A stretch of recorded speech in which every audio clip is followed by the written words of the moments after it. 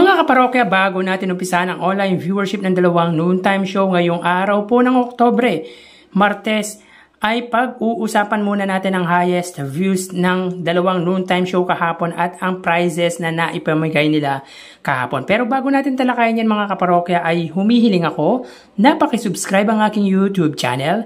Pakiclick ang bell icon para una kayong manotify sa mga bagong video na ilalabas ko at pakidamay nyo na din na i-follow ang aking Facebook page na Mega TV at ang aking TikTok account na Kaparokya TV. Maraming salamat!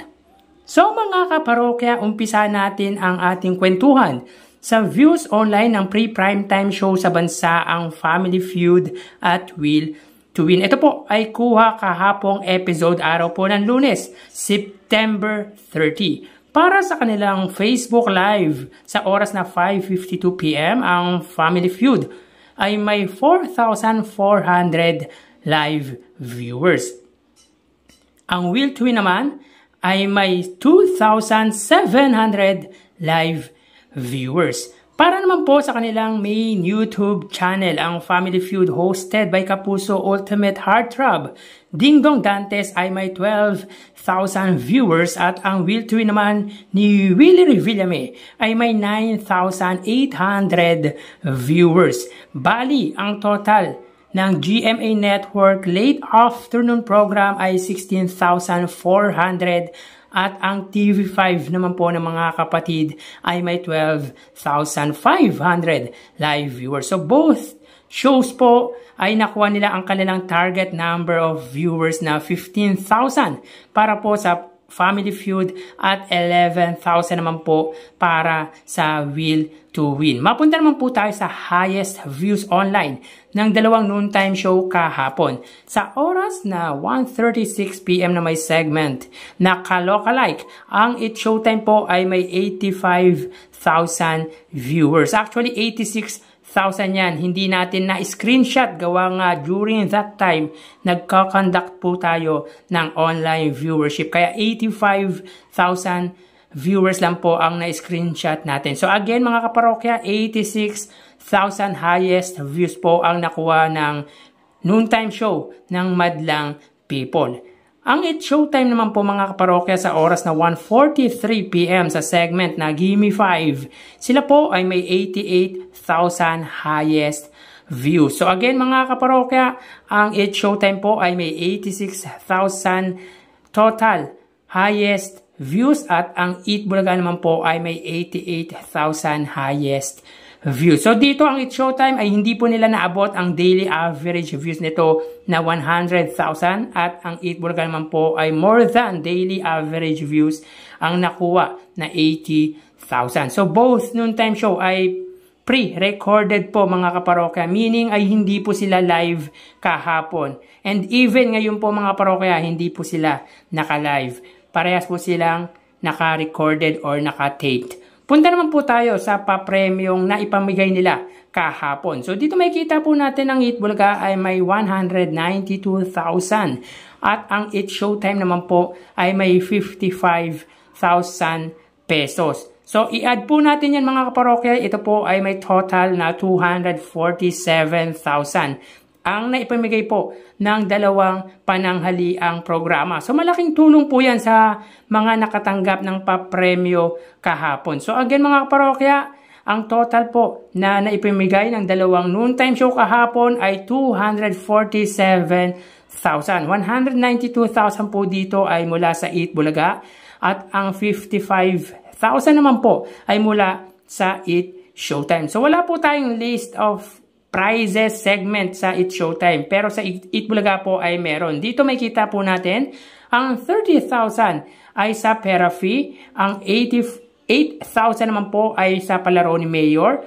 ang 5,000 ay mula sa Birch Tree FB promo, ang 84,000 naman po ay sa Sugod Bahay mga kapatid, ang 45,000 naman po ay sa Gimme 5 at ang 20,000 naman ay sa Bawal Judge Mental ka ba? So last week mga kaparokya, ang total na naipamigay ng Eat Bulaga ay 1,087,500 pesos. At ngayon naman po mga parokya, sa unang araw ng linggo ng noontime show ay meron po silang naipimigay na 192,000.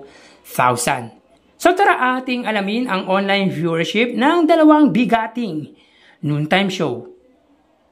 Para sa Eat Bulaga under TVJ Facebook page na may 2.6 million followers at sa It's Showtime naman na may 18 million followers. So as of 12:41 PM, ang It's Showtime po ay may kasalukuyang segment na Throwbacks. Samantalang ang Eat Bulaga naman po, sila po ay may kasalukuyang segment na Sugod Bahay Mga Kapatid. So dito may kita po natin mga kaparokya, ang It's Showtime po ay may kasalukuyang live viewers na 4,700 at ang Eat Bulaga naman po, sila po ay may kasalukuyang live viewers na 3,700 live viewers. So again, as of 12:42 PM, ang It's Showtime po ay may 4,700 live viewers at ang Eat Bulaga naman po ay may 3,700 live viewers. Mapunta naman po tayo sa TV Network YouTube channel at unahin po natin ang Eat Bulaga under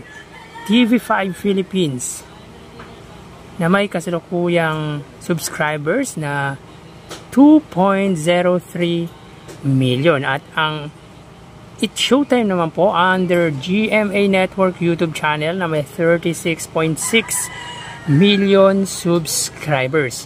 So as of 12:42 PM, ang It's Showtime po under GMA Network, sila po ay may 16,000 viewers. Ang Eat Bulaga naman po under TV5 Philippines, sila po ay may 29,000 live viewers. So again, as of 12:43 PM, ang It's Showtime under GMA Network, sila po ay may 16,000 viewers at ang Eat Bulaga naman po under TV5 ay may 29,000 live viewers.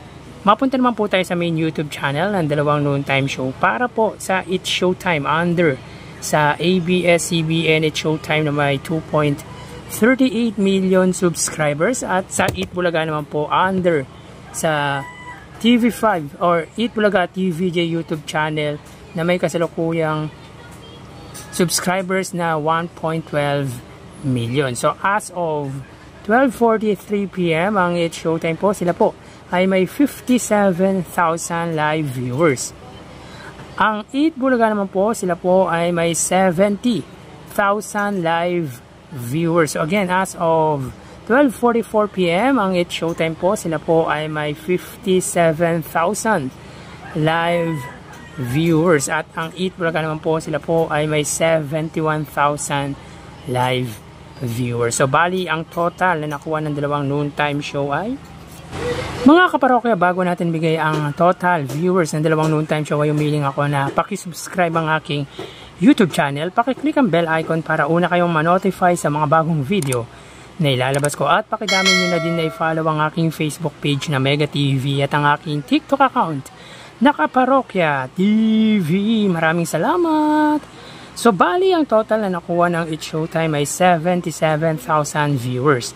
4,000 para sa kanilang Facebook Live, 16,000 sa TV Network YouTube channel at 57,000 naman po para sa kanilang main YouTube channel. Ang Eat Bulaga naman po, sila po ay nakakuha ng total na 103,000 viewers. 3,000 dito ay mula sa kanilang Facebook Live, 29,000 sa TV Network YouTube channel at 71,000 naman po para sa kanilang main YouTube channel. So again, ang It's Showtime po ay nakakuha ng total live viewers na 77,000 at ang Eat Bulaga naman po ay 103,000 live viewers. So yan po ang lumalabas sa kanilang online viewership as of 12:46 PM. At mamaya magbabalik pa po tayo sa ikalawang bahagi ng ating online viewership around 1:30 to 1:40 PM. So magpapaalam po muna pansamantala. Mag-iingat po tayo mga kaparokya. Thank you and God bless.